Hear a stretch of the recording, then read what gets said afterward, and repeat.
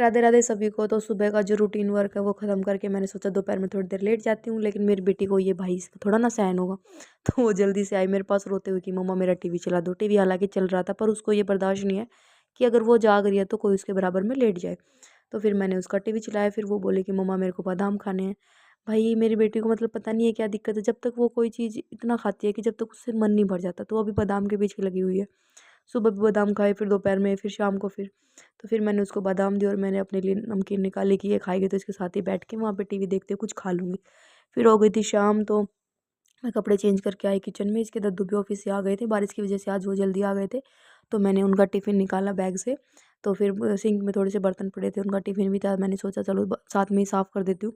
फिर खाना बनाने के बाद बहुत ज़्यादा बर्तन हो जाते हैं, इसलिए मैं साथ साथ में निपटाने की कोशिश करती हूँ।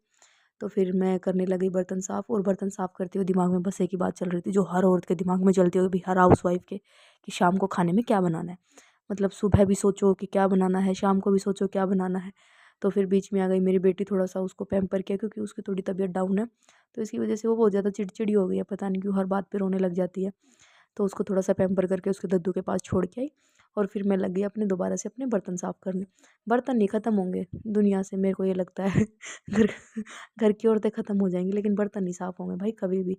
किसी भी टाइम देख लो, सो के उठो बर्तन, साफ़ करके थोड़ी देर बाद आओ फिर बर्तन, फिर थोड़ी देर बाद आओ फिर बर्तन। मैं मतलब दोपहर में सारे बर्तन साफ़ करके सिंक बिल्कुल एकदम चकाचक करके लेटी थी। उसके बाद भी सिंक में 2 बर्तन मिल ही जाता, कभी भी आकर देख लो। और समझ में नहीं आता आते कहाँ से भाई। फिर सारे बर्तन साफ़ करके फिर मैं ये देख रही थी फ्रिज में कि क्या बनाऊँ आज खाने में। तो फिर इसके दद्दू बोले कि चना चाट बना ले, काले चने की चाट। तो मैंने सोचा चलो वो बना लेते हैं। तो फिर मैंने जल्दी से चने का डिब्बा निकाला, और चने इतने ही बचे थे कि एक टाइम के बन पाए। तो थैंक गॉड।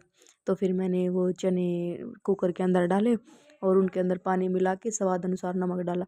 मतलब टेस्ट के अनुसार थोड़ा सा नमक डालकर, उनको पानी डालकर उनको मैंने उबलने के लिए गैस पर रख दिया, और उनका कुकर का ढक्कन लगा के सिम गैस करके कुकर को छोड़ दिया।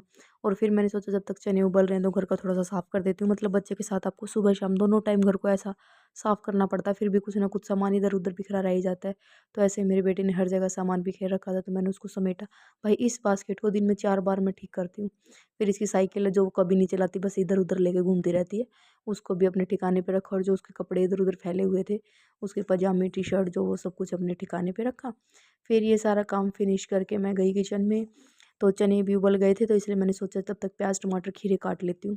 तो उनको इससे चॉपर में काटा बहुत मुश्किल से भाई, क्योंकि मैंने इसमें जल्दी के चक्कर में सारे एक साथ डाल दिए थे, तो ज़्यादा हो गए थे। तो बहुत मुश्किल से इसको हिला हिला के मैंने बहुत मुश्किल से काटा। तो फिर उसके बाद चने भी तैयार हो गए थे, तो चना चाट को और चने को, और मतलब जो खीरे प्याज टमाटर काटे थे उनको एक बाउल में डाला।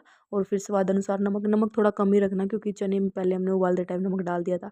फिर इसमें धनिया पाउडर, थोड़ी सी काली मिर्च, थोड़ी सी लाल मिर्च, क्योंकि मिर्च हम बहुत कम खाते हैं। हरी मिर्च नहीं डालते, क्योंकि कहीं मेरी बेटी खा ले तो फिर उसका मुंह जल जाएगा ना। फिर थोड़ा सा नींबू निचोड़, और बहुत सारा हरा धनिया, क्योंकि हरा धनिया मेरा फेवरेट है, वो हर चीज़ में डालती हूँ मैं। वो डाल के सबको सर्व कर दी, और बस खाना खा के हम सो गए।